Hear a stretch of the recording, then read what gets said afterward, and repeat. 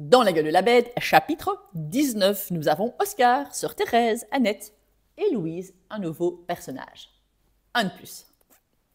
Donc, dans le train, il y a peu de monde. Et ils quittent la gare et il y a une dame qui a attrapé le train de justesse avec tous ses sacs lots de provisions. Elle vient s'asseoir à bout de souffle et elle prend le premier siège. Elle s'assied devant Oscar, Sœur Thérèse et Annette. Elle est assez maigre, elle fait tomber les pommes de terre au sol. Et Sœur Thérèse, en fait, en voyant cette dame, qui s'appelle donc Louise, ça lui fait penser à ces femmes seules, qui sont soit veuves, soit leurs maris qui sont en prison, prisonniers, tués. Et donc, en fait, ce sont des femmes qui, pour survivre, vont dans les campagnes acheter au marché noir et puis revenir chez elles et vivre comme elles peuvent. Évidemment, elle doit faire très attention à ne pas être contrôlée parce que le marché noir est interdit, of course. Les gens, pour manger, avaient des tickets de ravitaillement. Et donc, si on n'a pas d'argent, c'est extrêmement compliqué. C'est très, très compliqué. On n'en a pas beaucoup. Et donc, si elle a en plus de ça des enfants dont elle doit s'occuper ou quoi, eh bien, il y a quand même pas mal de gens à la campagne qui faisaient le marché noir ou qui allaient à la campagne acheter en noir des provisions. Et puis tout d'un coup, la dame donc, qui est là, qui s'était dépêchée, courait en bout de souffle, comme ça, elle se dit « Oh, avec tous mes paquets, il y a plein de place dans le train et moi, je suis juste devant eux. Peut-être que je vais les gêner, en fait, j'aurais pu aller ailleurs. Et en même temps, ouais, mais maintenant que je suis là, si après je pars, je vais peut-être les vexer, de les offenser, de quitter la place. Et donc, elle ne sait pas trop quoi faire. Et donc, elle commence à parler avec la petite fille. Enfin, elle commence à leur parler en disant « Ah, la petite fille, elle tient beaucoup de son papa et de sa maman. » Et donc Thérèse qui a de l'humour rentre dans le jeu, etc. Alors qu'en fait, rien à voir, mais c'est comme ça. Et Annette, elle se colle beaucoup à sa maman, beaucoup plus à sa maman qu'à son papa, puisqu'elle ne connaît pas Oscar, c'est la première fois qu'elle le voit. Et elle se pose d'abord, d'ailleurs, la question à la page 280, quand on parle de la maman de Annette. Annette se dit, en fait, c'est qui ma maman? C'est quoi une maman, en fait? Qui est ma maman? Il paraît que le mercredi, quand je la voyais 1 heure, c'était ma maman qui venait me dire bonjour. Je vous rappelle, elle a 4 ans. Et puis il y a mon papa aussi, il venait me dire bonjour le mercredi, mais je devais les appeler parrain et marraine, et j'ai plus de souvenirs d'eux. Par contre, la personne qui s'occupe beaucoup de moi, qui est super sympa, qui sent bon, qui est toujours joyeuse, c'est Sœur Thérèse. Donc, si je pouvais choisir, moi je préférais avoir Sœur Thérèse comme maman. Donc, c'est toutes des questions qu'elle se pose. Et alors, ce qu'on entend aussi, c'est qu'elle dit, en fait, quand il y avait marraine et parrain qui venaient me dire bonjour, papa, maman, je devais donc bien dire faire attention. On voyait bien maman et papa qui étaient tout tristes, maman qui pleurait, et donc, pour répondre à pour respecter un peu sa maman, eh bien, elle devait faire semblant aussi, elle faisait semblant qu'elle était triste quand il partait. Et alors ensuite, il y avait Sœur Michel qui la consolait, et donc Annette se rendait bien compte que Sœur Michel, elle aimait bien consoler Annette. En fait, elle aimait bien la prendre dans ses bras pour lui faire des câlins, et elle avait aussi envie de baiser Sœur Michel. Et donc, en fait, Annette, elle n'était pas du tout triste quand sa maman partait, parce qu'elle n'avait plus aucune affection pour cette maman qu'elle ne connaît pas et qu'elle ne voit plus depuis 1942. Donc là, on est en 1943, ça fait plus d'1 an. Elle a 4 ans, donc à 3 ans. Pendant 1 an, elle ne voit plus beaucoup ses parents. Ce n'est pas eux qui s'occupent d'elle, donc elle n'a plus beaucoup de souvenirs et son affection va plutôt à Sœur Thérèse. Mais par contre, elle ne le montrait pas parce que c'est important de réagir en fonction de l'attitude que les adultes attendent d'elle. Ça fait un peu penser à Renée, ça aussi. Hein. Sauf que Renée, elle ne va pas s'adapter. Elle dit les choses se cachent. C'est différent. Tandis qu'Annette, elle s'adapte. Et donc voilà, Annette se dit, en page 282, que franchement, si elle pouvait choisir sa maman, ce serait Sœur Thérèse. Parce que maman, elle avait promis qu'elle emmènerait Annette quelque part, mais finalement, c'est pas maman qui le fait, c'est Sœur Thérèse qui l'emmène quelque part. Et donc, elle n'en veut plus d'autre maman. Donc on se dit, ouïe, elle va retrouver sa maman, comment ça va se passer? Voilà qu'on arrive à la prochaine gare et Louise, la femme, va sortir du train et elle voit des contrôleurs allemands au bout plus loin dans le train. Et elle se dit ouïe. Et donc, ce qu'elle fait d'habitude, elle va sortir par l'autre côté du train. Et à ce moment-là, elle voit Oscar et Sœur Thérèse complètement pâles, tous les deux, et elle se dit « Oh, ceux-là, ils doivent se cacher ». Et donc, elle dit « Allez, suivez-moi ». Et donc, elle leur propose de la suivre jusqu'à l'autre bout du train, sur la plateforme du train. Et les contrôleurs, eux, étaient montés à l'avant, donc ils doivent faire tout le train. Eux, ils sont vite allés tout au bout. Et quand le train se met en route, hop, ils sautent du train tous les trois, ils se cachent, ils attendent, et puis ils partent. Et on voit clairement, en fait, que Louise, elle a vraiment l'habitude de faire ça. Évidemment, ce soir-là, il n'y a plus de train. Et quand ils disent « Vous voulez aller où ?» À l'eau vive, écoutez, ce n'est pas ce soir que vous allez y aller. Venez plutôt chez moi. Et puis elle se dit, en plus en regardant Oscar et la femme, elle dit, bah, c'est évident qu'il se cache, qu'il fuit, parce que bah, dans la manière dont ils étaient, voilà, elle l'avait pas senti au moment même, elle n'avait pas fait attention, mais c'était très clair qu'il devait se cacher. Elle raconte qu'elle est veuve, son mari a été tué lors des premiers jours de la guerre, et elle travaille dans des fermes en saison. Elle vit comme elle peut, donc c'est une saisonnière, et donc elle a 2 garçons qui sont en pension, et elle est très contente parce que la pension ne lui envoie pas de facture, elle ne serait pas payée d'ailleurs. Donc les 2 gamins sont hébergés gratuitement en pension, et elle, pour survivre, eh ben, elle va au marché noir, puisqu'elle n'a pas vraiment de boulot, sauf en saison, aider dans les fermes, autant dire, elle ne gagne pas lourd. Donc, sœur Thérèse et Oscar lui disent qu'ils vont aller mettre la fille en sécurité à l'eau vive. Elle dit « Ah, ben, je connais un chemin par la forêt, mais n'y allez pas ce soir, logez chez moi. » Et donc, elle leur propose d'aller loger dans le même lit, dans la même chambre. Et Oscar se dit « Oui, oui, oui, je vais dormir avec une religieuse, avec une femme dans un lit, au secours. » Oscar, il est incapable de mettre son pyjama, de dormir. Au départ, il est vraiment pas bien. Pourtant, il y a Annette qui va dormir entre sœur Thérèse et Oscar. Et Oscar, il est très très mal psychologiquement parce qu'il se dit « J'ai vendu mon maître, je dors ce soir avec une religieuse, mon Dieu, mais mon âme, elle est fichue, je vais aller en enfer, je ne sais pas récupérer ça. » Et donc pendant la nuit, le soir dans le lit, ils papotent tous les deux, c'est la page 287-288. Oscar lui raconte qu'il est ancien séminariste, qu'il a quitté parce qu'il n'est pas digne d'être prêtre. Et sœur Thérèse, elle se dit, je ne me suis jamais posé la question de savoir si j'étais digne d'être religieuse. Moi j'ai envie d'être religieuse, je suis religieuse. Moi ce que je voulais, c'est pas m'occuper d'un mari, je voulais être libre. Le problème c'est que c'est compliqué évidemment dans les années 30-40. Et donc elle est devenue religieuse. Alors ouais, elle aurait bien aimé avoir un enfant, mais son sacrifice, c'est comme ça. Elle, ce qu'elle veut, c'est être missionnaire, partir au Congo, bouger, voyager. Et du coup, elle trouve que cet après-midi est super passionnante, excitante, parce qu'en fait, elle a un peu vécu des aventures, elle a envie de bouger. Et Oscar dit, mais non, moi je suis un salaud. Et elle dit, mais non, tu ne peux pas être prêtre et salaud, les deux, c'est pas possible. Et en fait, à la page 288, Oscar dit que, il avoue à sœur Thérèse, j'ai vendu en fait quelqu'un du réseau. Et puis il se dit, waouh, je suis en train de faire une confession à une femme. Normalement, bien sûr, la confession se fait juste aux hommes, surtout à l'époque, aux prêtres. Et en plus, vous vous rappelez la relation qu'il a avec des femmes, c'est pas évident. Et là, il dit, waouh, je suis en train de faire une confession à une femme en chemise de nuit dans un lit. C'est quoi ce bing? Ça semble bizarre. Et en fait, Thérèse, elle ne lui fait absolument aucun reproche, elle ne le juge pas du tout. Et elle se dit, écoutez, c'est les hommes qui doivent se pardonner entre eux. Et du coup, Oscar se dit, est-ce que l'abbé Muller pourra me pardonner ou pas? Mais sœur Thérèse dit, c'est que ça devait se passer, c'est comme ça, et elle lui pardonne. On fait ce qu'on peut en fonction de ce qu'on sait faire. Oscar commence un peu à pleurer, il se soulage, et finalement, il y a sœur Thérèse qui lui tend la main pour un peu le consoler, juste serrer un peu la main. Oscar accepte la main de Thérèse, et il arrive à se consoler, et ils arrivent à s'endormir. Et comme on dit, page 289, la nuit est miséricordieuse, les angoisses disparaissent un moment.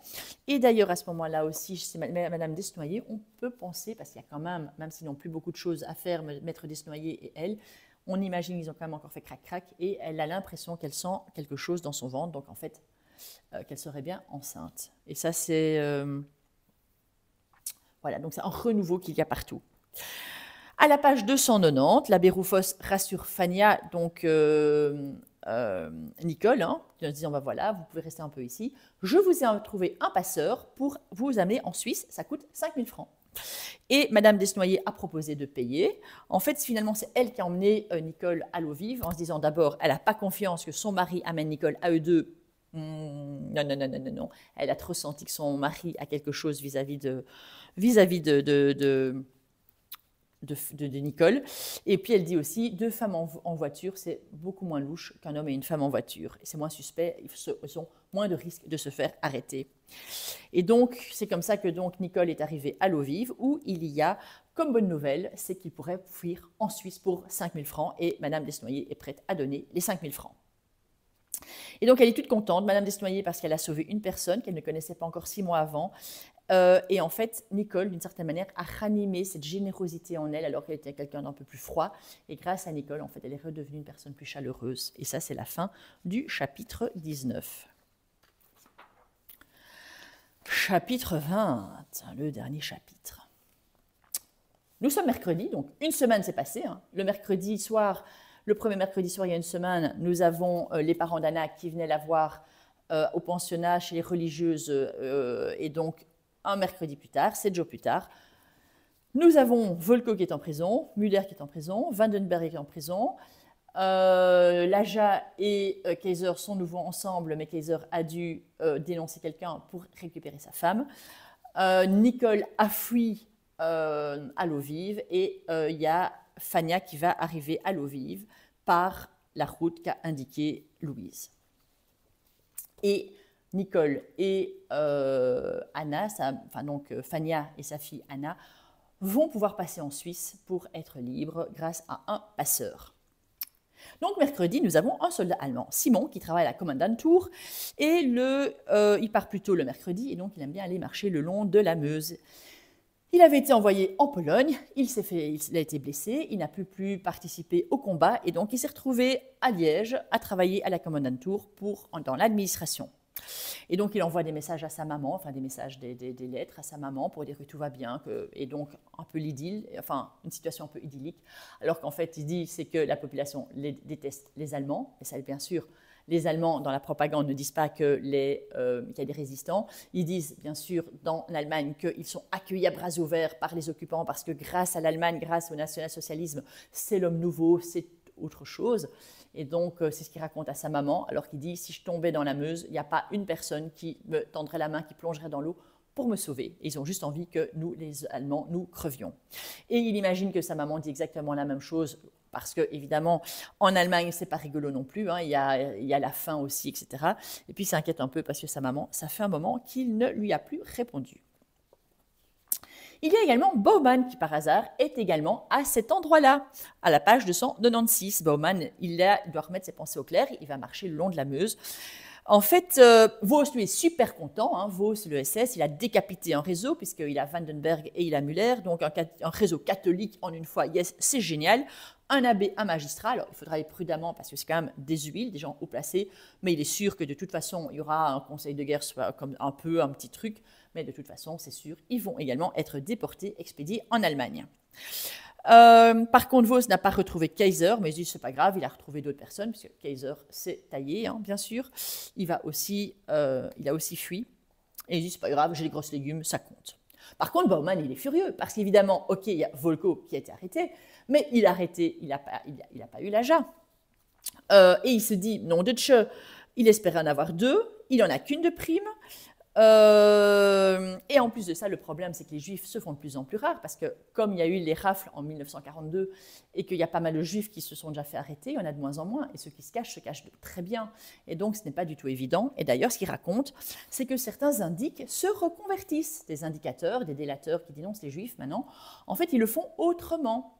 Ils se font passer pour des passeurs, disant « j'ai tout un circuit pour vous faire passer en Suisse, pays neutre, à l'époque, et pour 5 000 francs, je peux vous faire passer en Suisse. » Et en fait, ce qu'ils font, c'est qu'ils donnent rendez-vous aux Juifs ou aux gens qui doivent se cacher, ils leur donnent rendez-vous, et en fait, ce n'est pas eux au rendez-vous, ce sont bien sûr la Gestapo qui les attend et qui les attrape. Ouais, vous avez pensé comme moi? Eh oui, 5 000 francs, un passeur vers la Suisse pour Fania et pour Anna. Est-ce que c'est un vrai passeur ou c'est un faux passeur qui veut les attraper et pour? Est-ce qu'elles vont être libres ou pas? Est-ce qu'elles vont pouvoir arriver en Suisse? Ou est-ce que c'est un faux passeur qui est en fait un délateur? Donc voilà. Donc Baumann, il n'est pas content du tout. Et à la page 297, donc Baumann, en plus, il pèse contre lui-même. Il dit « J'ai encore toujours cette sensiblerie. » Nous, on dirait de l'humanité. Et lui parle de cette sensiblerie. Il est embêté pour Angèle, parce qu'en fait, Angèle, il lui avait promis 1 500 francs. Ben, il avait déjà dit 5 000. Il avait dit qu'il ne donnerait que 1 000 au lieu de 1 500. Mais là, il n'a même plus rien. Donc, en fait, il va donner peut-être 500, ou bien il ne donnerait rien. Oui, mais rien. Il est un peu gêné de rien donner. Donc, en fait, il dit « Oh là là, je suis trop fragile, je suis trop vulnérable, ça ne va pas, il faut que je revienne en dur. » Être dur, c'est important. Il faut sursaisir ces niaiseries, ces sensibleries, c'est pas ça qui va faire que je vais... ça ne va pas. En plus, j'étais complètement stupide, j'ai été aider un homme qui est quelqu'un qui a dénoncé, un indique, qui a été avertir l'AJA, et donc c'est à cause de lui que j'ai perdu une prime, et je vais encore l'aider, lui offrir une gazette aux pommes. Mais je suis con ou quoi, moi? Et donc, il n'est vraiment pas content sur lui en disant il faut absolument redevenir un homme dur, parce que c'est comme ça qu'il veut être. Alors après, il se dit, ouais, par rapport à Angèle, si je ne le paye pas, moi je connais son copain, son amoureux, c'est quand même un homme vachement musclé, ne rien lui donner, il a peur d'avoir des problèmes avec son fiancé, avec Jean. Donc il dit, je vais quand même donner 500 francs, voilà, pour être sûr de ne pas avoir trop de problèmes avec son copain. Donc, il retourne au café au Mimosa, où il a rendez-vous avec Angèle qui attend ses 1500 francs, c'est à la page 298. Le patron, quand il voit arriver Baumann, il lui fait bien comprendre qu'en fait, il sait très bien que Baumann a envoyé un homme dans un guet-apens qui s'est fait avoir, donc il est vraiment pas content du tout. Et il voit Angèle, et Angèle, page 300, dans sa naïveté, dit « Ça va? Tout s'est bien passé? Les SS ne lui ont pas fait mal ?» Pah! Comment est-ce qu'on peut être aussi idiote, franchement? Alors Baumann lui dit, écoutez, voilà, je vous donne 500 francs, lui dit 1500, et Angèle, elle n'est pas contente, elle dit, mais c'est du vol. Alors Baumann lui dit, ah oui, moi c'est du vol, mais vous c'est de la délation, c'est de la trahison. Et donc elle est très mal, évidemment. À ce moment-là, il y a Jean, l'amoureux de Angèle, qui arrive, et Angèle lui dit que Baumann l'ennuie, et Baumann répond qu'ils avaient une affaire commerciale, et qu'il lui doit encore un peu d'argent, mais c'est pas grave. Et donc Jean se dit, il n'aime pas ce type, il n'aime pas Baumann, et il le chasse. Baumann veut payer, le patron est embêté parce qu'en même temps, il ne veut pas l'argent de Baumann, mais en même temps, il doit aussi vivre. Donc, il y a tout ce problème de qu'est-ce que je fais avec tout ça. Il se dit, en fait, ce qui est terrible, et ça, c'est très intéressant à la page 301, 302, 303, je ne sais plus exactement, mais c'est en fait, le patron dit, en fait, on accepte tout des Allemands. On n'a pas respecté au début, et en fait, les Allemands pourraient maintenant décider, les chiens, on va les appeler les chats, on va les appeler les chiens. Du jour au lendemain, les gens vont obéir. Et le mal gangrène tout. Et c'est ça aussi, la banalité du mal dont parle Hannah Arendt, c'est qu'à un moment donné, on arrête de réfléchir, on donne la responsabilité à l'autre, ok, et voilà. Parce qu'on a peur d'être courageux, on veut sauver sa peau, et donc, ils veulent dire des chiens, les chats, les chats, les chiens, ok, je vais le faire, et je ne réfléchis pas plus que ça. Et donc, ce mal, il gangrène partout, et il dit, et Angèle, elle a même envoyé un juif pour 500 francs. Alors Angèle, évidemment, elle est assez gênée vis-à-vis de Jean, elle ne veut pas lui expliquer ce qui s'est passé, donc Jean demande au patron, vous pouvez me dire ce qui se passe là, je ne comprends pas. Et donc le patron explique que Angèle a livré un juif aux Allemands pour 500 francs, et là Jean, il est complètement furax, en disant, mais c'est quoi ce machin? Et Angèle dit, mais oui, mais c'est comme ça pour avoir de l'argent, pour vivre ensemble plus vite. Il devait d'ailleurs 1500, et Jean, il est complètement choqué, quoi, en disant, mais qu'est-ce que tu crois? Alors Angèle dit, mais il va quand même l'envoyer dans un camp de travail, et puis après, à la fin de la guerre ou quoi, il va revenir. Et Jean lui dit, mais t'es conne ma fille, pourquoi tu crois que nous, on déménage les appartements des Juifs? Tu crois que c'est parce qu'ils vont revenir? Mais ils ne reviendront jamais, ces gens-là. On vide leur appartement aux Juifs pour après envoyer les choses en Allemagne, mais c'est parce qu'en fait, ils ne reviendront pas. Ils vont se faire zigouiller. Qu'est-ce que tu crois, ma fille, ma pauvre fille? Et donc, il est furieux en disant, et t'as imaginé, c'est un homme, il a peut-être un enfant, une femme, et quoi? Et donc, il dit, moi, tu me dégoûtes, et donc, il quitte Angèle. Et à la page 305, il y a Angèle qui s'effondre, tout s'effondre, en purée, j'ai livré quelqu'un pour 500 francs, pour mon amoureux qui, en fait, maintenant me déteste. Et elle se dit qu'elle avait eu des pressentiments. La nuit, avant l'arrestation de Grégoire, elle a failli retourner en disant, non, non, s'il vous plaît, n'y allez pas. Et elle espérait en fait de tout son cœur qu'il n'y aille pas, mais elle n'a pas fait la démarche d'aller le prévenir. Et elle se dit, en fait, c'est bizarre la vie, parce qu'elle travaille à la Fabrique nationale, à la FN. Donc, c'est une entreprise qui existe toujours, qui fabrique des armes. Mais à l'époque, évidemment, c'était pour les Allemands. Et donc, elle dit, en fait, je fais des grenades ou je fais des armes qui vont tuer des gens, mais c'est des innocents. Enfin, c'est des gens qu'on ne voit pas, c'est des gens, des inconnus. Et donc, d'une certaine manière, ce n'est pas réaliste et ce n'est pas concret que je livre comme ça aux Allemands, que je livre des armes aux Allemands pour tuer plein d'inconnus. Pourtant, elle contribue à ce que les gens se fassent tuer. Et il y en a d'ailleurs dans la Fabrique nationale, ils faisaient du sabotage en essayant de faire en sorte que, par exemple, des mitraillettes allaient s'enrayer, qu'une grenade n'allait pas se dégoupiller. C'est risqué parce que quand ils se faisaient prendre, ils se faisaient tuer. Mais donc, il y avait des gens qui essayaient de résister comme ça par des petits gestes. Elle, par contre, elle fait son travail, voilà. Par contre, Grégoire, elle l'a vu. Et si vous vous rappelez, quand elle avait été la première fois que la maman prenait son bain et qu'elle est montée, enfin la deuxième fois, donc la maman prend son bain, elle monte à l'étage voir Volko, et Volko, il prenait aussi son bain. C'est le samedi. Et donc, elle a vu son corps nu et innocent d'un enfant. Et donc, Volko, c'est quelqu'un qui, maintenant, a un nom et a une identité. Et donc, le soir, quand elle est allée, la veille au soir, quand elle est allée retrouver sa maman était complètement anéantie parce qu'elle a trouvé la lettre de Grégoire disant, voilà, j'ai un rendez-vous à tel endroit, maintenant je me demande si c'est un piège ou pas. Donc clairement, c'est un... En fait, Volko voulait, d'une certaine manière, hein, se faire attraper parce qu'il n'en pouvait plus de vivre comme ça. Mais donc la maman n'imagine absolument pas que c'est sa fille qui a trahi Grégoire. Et Angèle se dit, mais après la guerre, je retrouverai Grégoire et je lui demanderai pardon. Et l'amour de Jean, pour elle, fera oublier son crime. Ah oui, parce que c'est ça. Le truc aussi, c'est qu'en fait, la veille au soir, donc quand elle disait, avant de voir Jean, elle croyait que Jean allait approuver son geste. Et elle se disait, ok, j'ai livré quelqu'un, mais après j'irai la voir Grégoire, je lui demanderai pardon, mais au moins j'aurai l'amour de Jean, et donc ça va aller mieux, et je me sentirai mieux, et je serai une meilleure personne. Et puis là, en fait, il y a Jean qui reviendra, il y a Jean qui l'a quitté, il y a Grégoire, il ne reviendra pas, il va être tué, et il y a sa maman qui est anéantie. Donc elle dit, il n'y a plus rien pour moi. Donc c'est pas la conduise vers la Meuse, et puis elle se met sur un parapet, elle se penche vers l'eau, et hop, elle perd l'équilibre, elle tombe, elle va se noyer. Et à ce moment-là, il y a le soldat, Hans, qui voit la silhouette de la femme tomber à l'eau. Il enlève ses chaussures, il enlève sa veste, il plonge dans l'eau et il sauve la femme, il la ramène vers la rive et des mains se tendent pour le hisser. Et donc ça termine là. Et évidemment, ces mains qui se tendent pour le hisser hors de l'eau, c'est en contraste avec ceux qui croyaient en disant au début du chapitre, si je tombe à l'eau, il n'y a pas une main qui va se tendre vers moi pour me sauver de l'eau. Et ici, en fait, au contraire, il y a les mains qui se tendent pour le hisser puisqu'il a sauvé une femme, il a sauvé Angèle et c'est la fin de Dans la gueule de la bête. Donc, Max Vandenberg est arrêté, forcément on sait qu'il va être tué, Müller est arrêté, Oscar a dénoncé, Kaiser a dénoncé, Angèle, elle n'a plus rien, Fania et Anna, on se dit ils vont partir en Suisse, puis on se dit ah merde, ils vont s'y être rattrapés. Donc, des 3 livres, c'est effectivement celui qui termine le plus mal, Dans la gueule de la bête.